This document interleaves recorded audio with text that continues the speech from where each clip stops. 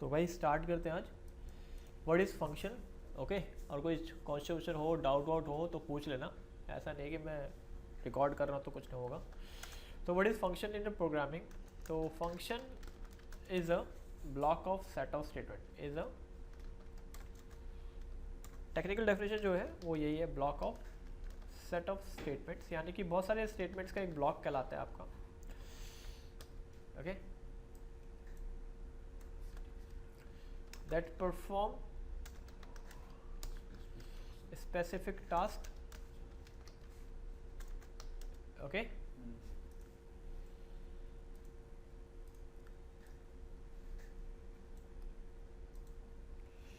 function is a block of set of statement that performs specific task and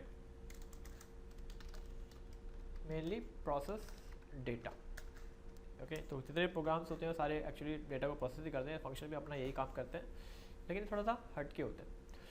तो we have two types of functions categorize करें हैं, तो हम functions को two types के function होते हैं हमारे इन अ प्रोग्रामिंग लैंग्वेज, या कैटेगराइज कर दो to types of functions. First one is called the user defined function, sorry pre defined functions, और बिल्ट इन फंक्शन बोल सकते हैं इसके अंदर। एग्जाम्पल के तौर पे हम यूज़ करते हुए आ रहे हैं, जैसे प्रिंटफ हो गया, स्कैनफ हो गया, किलर स्क्रीन हो गया, ठीक है, एटसेट्रा, जितने भी हमारे पास ये सारे आपके प्री डिफाइंड फंक्शन के कैटेगरी में आते हैं। फिर नेक्स्ट वन है जो कि कहलाता है आपका user defined function.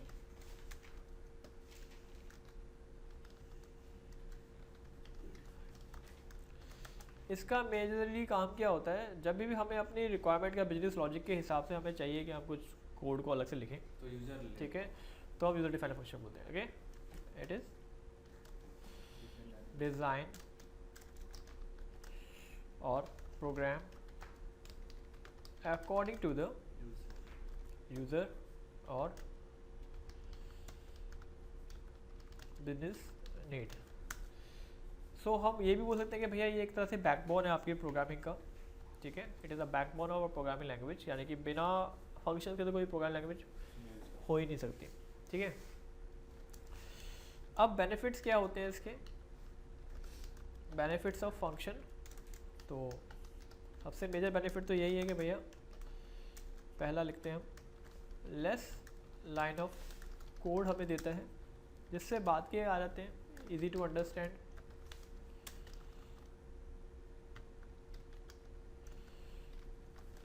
easy to maintenance, easy to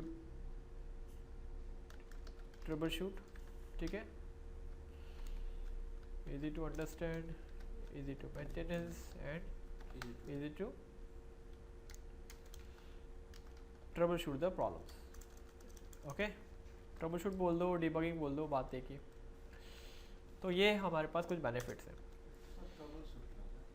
trouble shoot का मतलब हो गया कि जब कोई प्रॉब्लम आ रही है तो उसको फिक्स कैसे किया जाए, और डीबगिंग का मतलब है कि आपके पास कोई बग है, कोई प्रॉब्लम है, तो आप उसको कैसे कैसे जल्दी से फिक्स कर सकते हो। तो ट्रबल शूटिंग ईजी होने का मतलब यही हो गया कि आपको वो 10 जगह पे नहीं करना, आप एक जगह लिखोगे और वहाँ बस फंक्शन को फिक्स करोगे, तो जहाँ जहाँ उस फंक्शन का यूज़ हो रहा है वहाँ वहाँ वो ऑटोमेटिकली फिक्स हो जाएगा, ठीक है।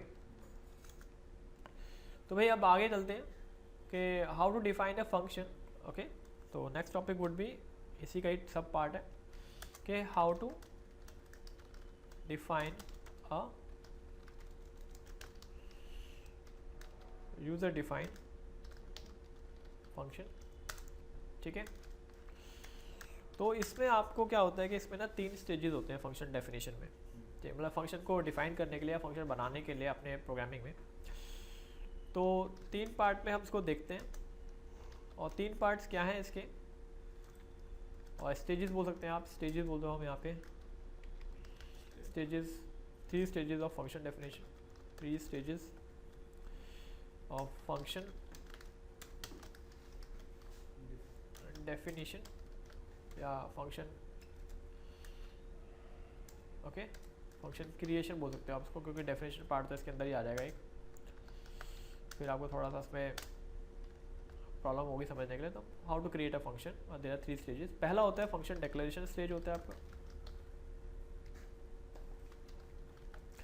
दूसरा स्टेज होता है फंक्शन डेफिनेशन, तीसरा स्टेज होता है फंक्शन कॉल।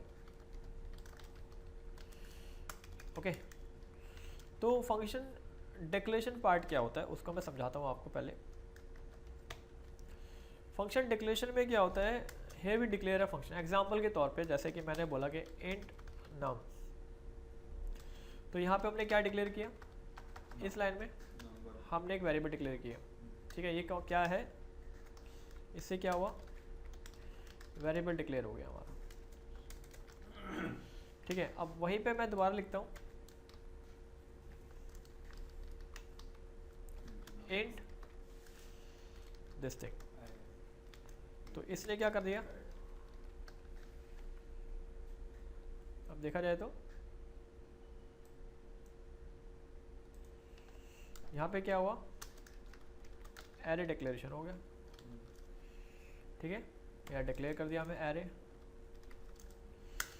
अब मैं यहाँ पे ऐसा करता हूँ int fun और ब्रैकेट लगाता हूँ, तो ये क्या हो गया, फंक्शन डिक्लेयर कर दिया हमने, ठीक है। तो आपने सिमिलरिटीज़ भी देखी, चीज़ें भी देखी, क्या होता है कि पहले कुछ ना कोई डाटा टाइप आता है, फिर कोई आइडेंटिफायर आता है, फिर सेमीकोलन, ठीक है। फिर आपने देखा कि यहाँ पे तो इस तरीके से नम डिक्लेयर हो गया, वेरिएबल डिक्लेयर हो गया। अब इसमें हमने वही सब चीज़ करी, आगे हमने ब्रैकेट लगा दिया, स्क्वायर ब्रैकेट, और उसके अंदर कुछ नंबर डाले, तो ये हो गया एरे डिक्लेरेशन। अब फंक्शन डिक्लेरेशन भी ऐसे होता है, इंट लगाया, फंक्शन का नाम लिखा, और ये पैरेंथेसिस लगा दिया, सेमीकोलन लगा दिया, तो ये होता है फंक्शन डिक्लेरेशन। ओके, अब फंक्शन डिक्लेरेशन के भी 3 पार्ट्स होते हैं, 3 पार्ट्स और 3 things to understand a function declaration. 3 things to take care while we declare functions। तो इसको मैं A B C से डिनोट करता हूँ, ठीक है। पहला होता है return type of a function, दूसरा होता है function name, and third one is a very most important argument, और we can say the parameter of function.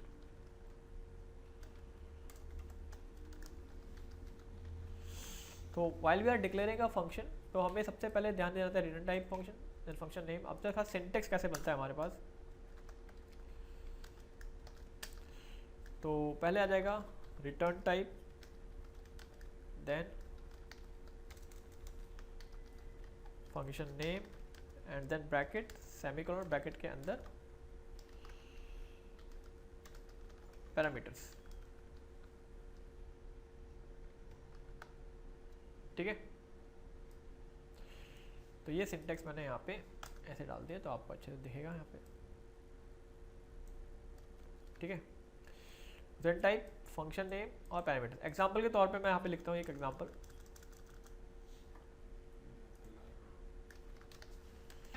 कोई मेरे को फंक्शन का डिक्लेयर करना है तो इंट सम और इंट एंड इंट। तो इसमें क्या हुआ कि फंक्शन का नाम हो गया सम, वो हमें रिटर्न करेगा इंटीजर वैल्यू, और 2 आर्गुमेंट हम पास करेंगे, दोनों होंगे इंटीजर टाइप के, कॉमा से हमने सेपरेट कर दिया, सेमीकोलन यहाँ पे लग रहा है। देखो फंक्शन डिक्लेरेशन में सेमीकोलन बहुत इंपॉर्टेंट रोल प्ले करता है, क्योंकि ये फंक्शन डिक्लेरेशन टाइम पे आपको दिखाना पड़ता है, जिसमें पता चलता है कि फंक्शन की सिर्फ डिक्लेरेशन हो रही, डेफिनेशन पार्ट नहीं है इसके अंदर। फंक्शन डेफिनेशन अभी हम आगे देखेंगे कैसा होता है फंक्शन डेफिनेशन, फिलहाल ये डिक्लेरेशन है, ठीक है। अब टाइप्स ऑफ फंक्शन डिक्लेरेशन, कि फंक्शन को हम डिक्लेयर जो कर रहे हैं इसके डिफरेंट टाइप्स होते हैं, कैटेगरी। टाइप्स क्या होते हैं, मतलब कुछ चीज़ें हैं जो मैं आपको दिखाता हूँ यहाँ पे, टाइप्स बोल सकते हो आप उसको एक तरह से, कि कैसे कैसे फंक्शन आपके सामने आ सकते हैं, पहला, दूसरा, तीसरा, चौथा। अब ये फंक्शन है एक इंट फन इंट, तो इस फंक्शन में आपको क्या दिख रहा है कि फंक्शन का नाम है, रिटर्न टाइप है और आर्गुमेंट लेस है, यानी कि ये फंक्शन जो है रिटर्न इंटीजर वैल्यू रिटर्न कर रहा है और उसको एक आर्गुमेंट इंटीजर आर्गुमेंट पास हो रहा है। फिर आता है इंट फन void। तो इसमें क्या होता है कि कुछ फंक्शन ऐसे भी हो सकते हैं जिसको वो कुछ वैल्यू रिटर्न तो कर रहे हैं लेकिन उनको कुछ वैल्यू पास नहीं हो रही है, ब्लैंक छोड़ सकते हैं या void छोड़ सकते हैं। फिर कुछ फंक्शन ऐसे होते हैं, ये वाला इस तरीके के फंक्शन भी डिक्लेयर हो सकते हैं, जैसे कि फंक्शन को हम कुछ पास तो कर रहे हैं लेकिन वो हमें कुछ रिटर्न नहीं कर रहे। तो यहाँ पे फिर हमने कर दिया इसको void। और कुछ फंक्शन ऐसे बन सकते हैं आपके पास, ये वाला, कि ना तो वो फंक्शन को हम कुछ पास कर रहे हैं और ना ही उसके रिटर्न टाइम में हमने कुछ रिटर्न करने की एक्सपेक्टेशन है। तो जब कोई लाइन ड्रॉ करनी है, कुछ भी ड्रॉ करना है, तो ऐसे जगह पे फंक्शन यूज होते हैं। तो ये 4 तरीके के फंक्शन डिक्लेरेशन आप देखोगे, ठीक है। तो इससे बाहर कुछ भी नहीं। Okay, so now we are moving toward the function definition part.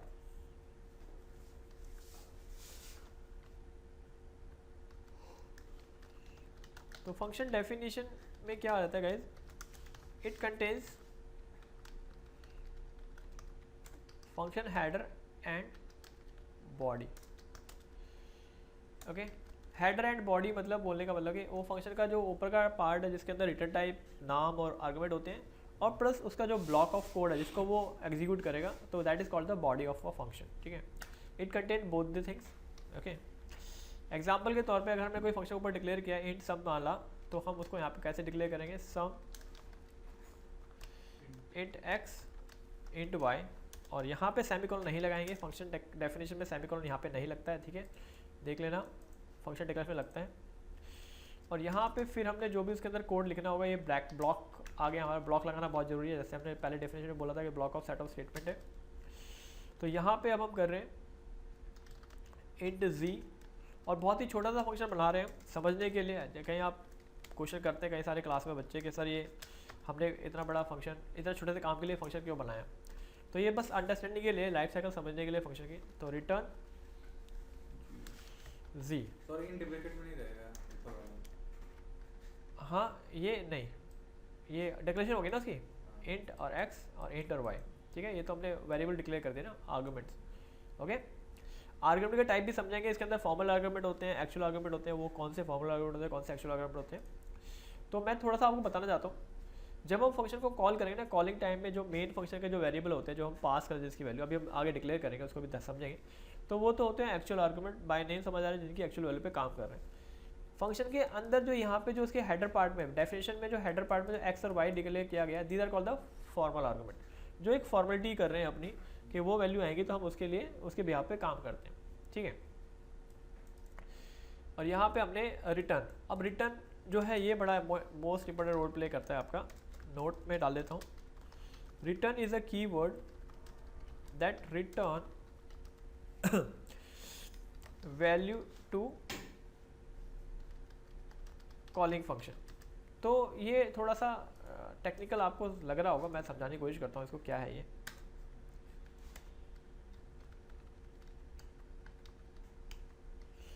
तो return is a key word that return value to the calling function. Calling function basically वो होता है जिसने इस फंक्शन को कॉल किया होता है, एंड ये सम फंक्शन हो जाएगा कॉल्ड फंक्शन। तो जैसे कि जनरली हम क्या करते हैं, मेन फंक्शन के अंदर कॉल करते हैं, तो मेन फंक्शन वो तो हो गया कॉलिंग फंक्शन जो इस फंक्शन को कॉल कर रहा है। तो जहाँ से कॉल किया जाता है तो रिटर्न कीवर्ड वो वैल्यू को उसी को वापस रिटर्न कर देता है, ठीक है। तो इसलिए मैंने लिख दिया return keyword that return value to the calling function. Alright, अब आता है थर्ड पार्ट, सी, और third part we can say function call. हालांकि फंक्शन कॉल भी दो तरह की होती है, वो अभी आगे बढ़ते हैं कि जैसे जैसे प्रोग्रेस करेंगे इसके अंदर। तो फंक्शन कॉल मेनली हम वॉइड मेन के अंदर करते हैं, नहीं तो एक फंक्शन के अंदर दूसरा फंक्शन भी कॉल कर सकते हैं, लेकिन मोस्ट ऑफ द टाइम हम वॉइड मेन में करते हैं। तो वॉइड मेन में मैंने किया है यहाँ पे, तो लेट सपोज कि मैंने यहाँ पे लिख दिया इंट ए बी एंड सी, ए को वैल्यू असाइन करा, बी को वैल्यू असाइन किया, एंड सी को वैल्यू असाइन करने से पहले मैंने सम करा और ए और बी पास हो गया, एंड यहाँ पे मैंने प्रिंट आउट कर दिया वैल्यू ऑफ सी या सम ऑफ ए एंड बी, जो भी हम लिख सकते हैं। परसेंटेज आपका फॉर्मेट स्पेसिफायर रहता है यहाँ पे अंदर सी की वैल्यू, ठीक है, सेमीकोलन। तो गाइस यहाँ पे जो ये हो रहा है ना, ये लाइन में यहाँ पे क्या हो रहा है, फंक्शन कॉल हो रहा है। तो सम फंक्शन को हम कॉल कर रहे हैं बाय पासिंग 2 आर्गुमेंट्स, जैसा कि हमने ऊपर डिफाइन भी किया था और डिफाइन से पहले हमने डिक्लेयर भी किया था यहाँ पे। देखो 2 आर्गुमेंट पास हो रहे हैं, ठीक है। तो ये मेन के अंदर ये आया, इसने कॉल किया, तो main become the calling function, called function हो गया आपका सम। ये यहाँ से जंप करके आपके इस पार्ट में जाएगा। ये एक्स और वाई हो गए फॉर्मल आर्गुमेंट, जिसमें से जैसा मैंने बात कर रहा था ए बी हो गए जो एक्चुअल आर्गुमेंट हो गए आपके, ठीक है। एक्चुअल आर्गुमेंट समझ लो ना, जिसकी एक्चुअल वैल्यू को हम सम कर रहे हैं वो पास करी। तो यहाँ से इन्होंने दोनों का सम करा, जी में डाल दिया, जी से वैल्यू रिटर्न हुई, तो ये वापस मेन के अंदर आया और यहाँ से इस कॉलिंग से वैल्यू असाइन हो गई सी को, और वो हमने यहाँ पे आउटपुट प्रिंट कर दिया, ठीक है। तो ये सिंपल सी चीज़ है। अब हम इसको एक बार प्रैक्टिकल करके देख लेते हैं, ओके।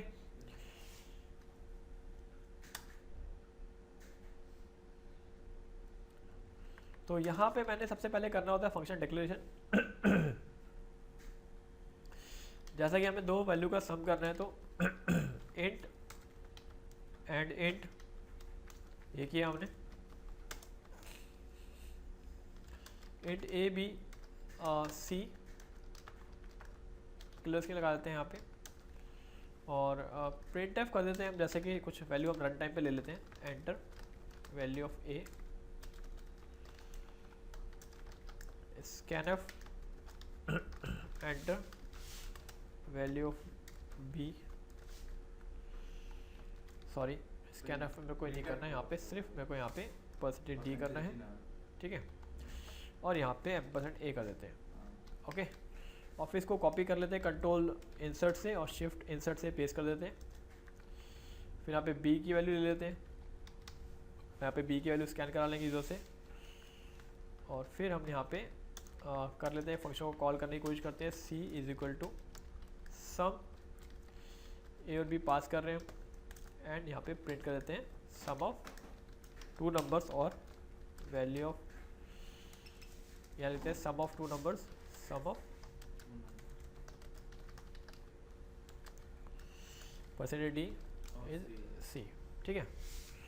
अब यहाँ पे हम फंक्शन की डेफिनेशन लिख देते हैं, तो इंट सम, ऊपर अगर स्मॉल केस में लिखा है तो नीचे भी स्मॉल केस में लिखना पड़ेगा, केस सेंसिटिव होता है हमारा।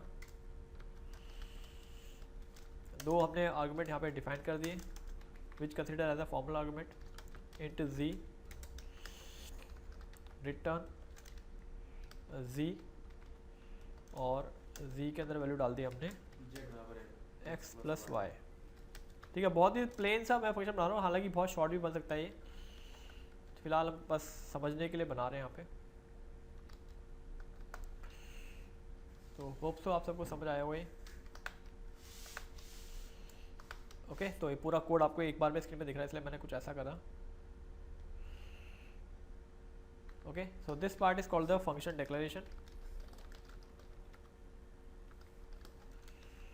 and this part is called the function calling, and this is called function definition, okay। तो फंक्शन डेफिनेशन जैसे मैंने बताया था, सेमीकोलन नहीं आता है तो ये आपको ध्यान रखना है बार बार। डन। ये कमेंट लाइन है हमारी, डबल फॉरवर्ड स्लैश से सिंगल लाइन कमेंट होता है, मल्टी लाइन कमेंट के लिए भी आगे देखेंगे। तो मैं रन कर रहा हूँ इसको, और वैल्यू डाले 10 और 20, एंड आउटपुट देखने के लिए ऑल्ट प्लस F5 प्रेस किया मैंने टर्बो सी में। Here we have the answer, ठीक है। One more time, 20 50 and output is this. Done. Any question, any doubt guys?